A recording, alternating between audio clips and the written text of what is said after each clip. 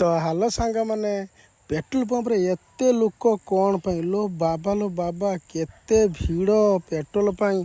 तो सांग मैंने आपण मैंने जानी थे तो ओडिशा रे पेट्रोल रो प्रॉब्लम चली तो रेट पाई किछि प्रॉब्लम चली सेथि पाई पेट्रोल बराबर टांकी की आसुनी।